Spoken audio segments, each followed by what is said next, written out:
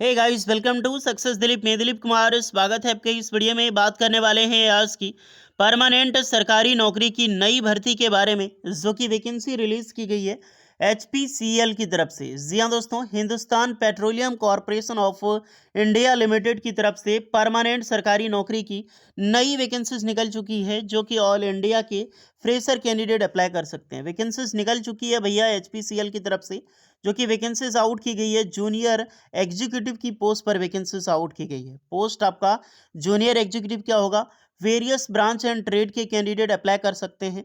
बहुत अच्छी खासी वैकेंसी है। टोटल 234 पोस्ट पर एक बम्पर सरकारी नौकरी है। देखिए, आईओसीएल, इंडियन ऑयल या फिर बीपीसीएल, एचपीसीएल से 234 पोस्ट पर सरकारी नौकरी की पोस्ट निकलना बहुत बड़ी बात है, तो मौका मत छोड़िएगा। चलिए डिटेल नोटिफिकेशन वाइज हम डिस्कस करने वाले हैं कौन कौन से ब्रांच के कैंडिडेट अप्लाई कर सकते हैं, eligibility condition, selection process and application process वगैरह आपकी क्या होने वाली है।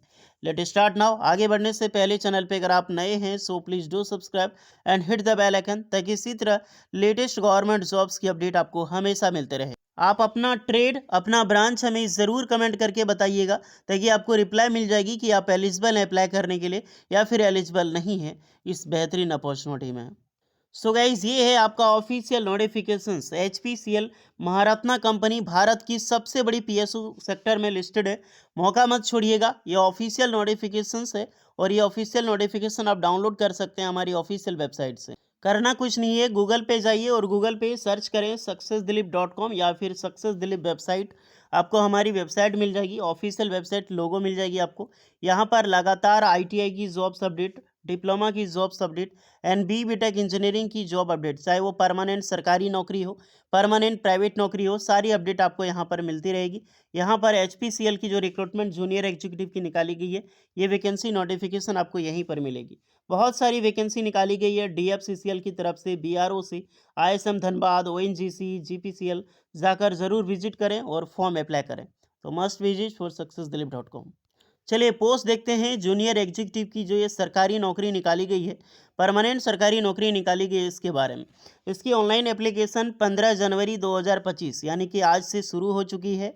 आप फॉर्म अप्लाई कर सकते हैं, जिसके लिए लास्ट डेट 14 फरवरी 2025 तक लास्ट डेट है। तो पूरे 1 मंथ आपको टाइम मिला है फॉर्म अप्लाई करने के लिए। फॉर्म आपका ऑनलाइन ही अप्लाई होगा। सारी वैकेंसीज आप चेक कर सकते हैं जूनियर एग्जीक्यूटिव की ब्रांच के वाइज।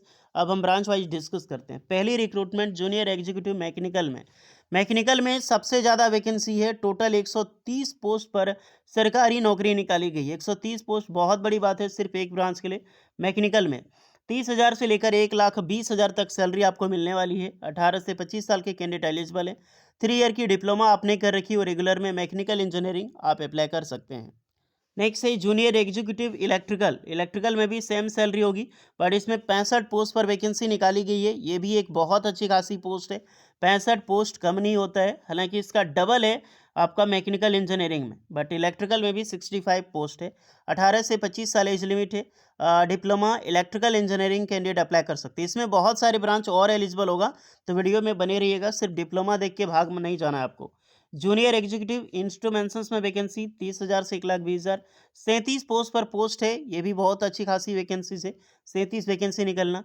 यहाँ पर इंस्ट्रूमेंट्स इंजीनियरिंग अप्लाई कर सकते हैं। फिर आपका केमिकल में है। केमिकल में 2 पोस्ट है, तो रेगुलर डिप्लोमा केमिकल इंजीनियरिंग के कैंडिडेट इस फॉर्म को अप्लाई कर सकता है। अब कौन कौन से एलिजिबल होते हैं देखो। इलेक्ट्रिकल में तो इलेक्ट्रिकल इंजीनियरिंग, मैकेनिकल में मैकेनिकल इंजीनियरिंग, इंस्ट्रूमेंट्स में instruments and control, instruments and electronics engineering, chemical में केमिकल टेक्नोलॉजी और केमिकल इंजीनियरिंग। ये सारे ब्रांच के जो डिस्ट्रीब्यूशन ब्रांच है, सारे कैंडिडेट अप्लाई कर सकते हैं। आपका मैक्सिमम जो मार्क्स 60% कंपलसरी है, अदरवाइज एसटीएससी कैंडिडेट के लिए 50% भी है तो चलेगा। सिलेक्शन प्रोसीजर आपका सीबीटी एग्जाम्स होगा, कंप्यूटर बेस्ड टेस्ट होगा और ग्रुप इंटरव्यू, ग्रुप डिस्कशन बोलते हैं, ग्रुप डिस्कशंस आपका होगा। Then skill test, personal interview, उसके बाद ही आपकी जॉब्स लगेगी। जो आपका सीबीटी होगा 2 पार्ट होगा। पार्ट 1 में आपका जनरल एप्टीट्यूड यानी कि नॉन टेक्निकल से क्वेश्चन पूछी जाएगी, जिसमें कि क्वांट रहेगा, इंटेलिजेंस रीजनिंग रहेगा और आपका यहाँ पर बेसिक इंग्लिश रहने वाला है, डेटा इंटरप्रेशंस रहेगा। देन दूसरा जो सबसे बड़ा पार्ट होगा आपका पार्ट 2 होगा टेक्निकल नॉलेज। आपका ट्रेड से, आपकी ब्रांच से रिलेटेड क्वेश्चन इसमें पूछी जाने वाली है। उसके बाद क्वालिफाई करते हैं तो ग्रुप टास्क या group discussion, skill test, personal interview बोलो। और सैलरी बेहतरीन सैलरी है, बहुत अच्छी खासी पैकेज आपको लगभग 10.5 लाख का पैकेज आपको मिलने वाला है। और अप्रॉक्सीमेटली अगर मैं मान के चलूँ कि आपकी जो पर मंथ जो सैलरी होगी लगभग 70 से 80 हज़ार पर मंथ आपका सैलरी यहाँ पर होने वाला है, सारा कट कटा के। तो बहुत अच्छी खासी सैलरी, बहुत अच्छी खासी जॉब्स अपॉर्चुनिटी है, परमानेंट सरकारी नौकरी है। हाँ, एक चीज़ का ध्यान रहे, ये डिप्लोमा के कैंडिडेट आपने जो देखा, ये सारी ब्रांच में डिप्लोमा कैंडिडेट रेगुलर होना चाहिए। तो रेगुलर इसका मतलब ये नहीं कि जो आईटीआई पास आउट किया है, जो आईटीआई पास आउट करके डिप्लोमा लेटरल एंट्री से करता वो अप्लाई नहीं कर सकता। यहाँ पर जो भी कैंडिडेट 10th पास करके आईटीआई पास आउट किए हैं और आईटीआई पास आउट करके आपने 2 साल का लेटरल एंट्री से डिप्लोमा किया है, वो सारे कैंडिडेट अप्लाई कर सकते हैं। All are lateral entry student eligible. ITI बस आपका जैसे ब्रांच होना चाहिए मैकेनिकल, इलेक्ट्रिकल, इंस्ट्रूमेंटेशन या फिर केमिकल। तो मैक्सिमम इलेक्ट्रिकल, मैकेनिकल तो आपका ब्रांच होगा ही। तो जितने भी लेटरल एंट्री आईटीआई वाले हैं, ज़रूर अप्लाई कीजिएगा आप लोग। प्लेस ऑफ पोस्टिंग इसके अलग अलग एरियाज़ में जहाँ पर प्लांट है उस जगह पे आपको रखा जाएगा। प्रोबेशंस पीरियड अगर मैं बात करूँ तो जनरली यहाँ पर 1 साल का होता है और 1 साल का ही प्रोबेशंस पीरियड होगा। उसके बाद आपकी जो अमाउंट होगी सैलरी रिटेंशन अमाउंट अप्रॉक्सीमेटली तो 5,000 पर मंथ के हिसाब से आपको डिडक्शन करके फिर भी आपको मान के एक अच्छी खासी पैकेज आपको मिल जाएगी। रिजर्वेशंस आपके कॉन्सेशन रिलैक्सेशंस आपको जितने भी एसटी, एससी, ओबीसी कैंडिडेट हैं सबको मिलने वाली है। और सैलरी के हिसाब से अगर देखो ड्यूरिंग पोस्ट के सब तो यहाँ पर आप जरूर चेक कर लेना। टोटल 234 पोस्ट पर वैकेंसीज निकाली गई है। 96 है जनरल के लिए, ईडब्ल्यूएस 23 है, ओबीसी एनसीएल 63, एसटी के लिए 17, एससी के लिए 25 है। 234 पोस्ट कम नहीं होता है। तो जो भी कैंडिडेट एलिजिबल है अप्लाई कीजिए। एज में जो भी आपका एज 18 से 25 साल जो एज है उस एज में आपको रिलैक्सेशंस मिलेगी। एसटी एससी वालों को 5 साल की, ओबीसी वालों को 3 साल की एंड एक्स्ट्रा आपको रिलैक्सेशन जो कैटेगरी वाइज है आप उसके अनुसार आपको एक्स्ट्रा रिलैक्सेशन मिलेगी।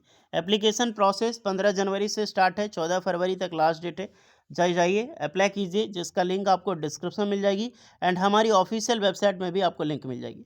एप्लीकेशन फ़ी ज़्यादा ही होता है एचपीसीएल का और या फिर बीपीसीएल का। जितने भी जनरल ओबीसी डब्ल्यूएस कैंडिडेट हैं आपका जो एप्लीकेशन चार्ज होगा 1180 रुपये एप्लीकेशन चार्ज आपका होगा। हालांकि 1000 एप्लीकेशन चार्ज है बट 18% जीएसटी लगता है तो वही आपका हो जाता है 1180 रुपये, 180 रुपये एक्स्ट्रा चार्ज।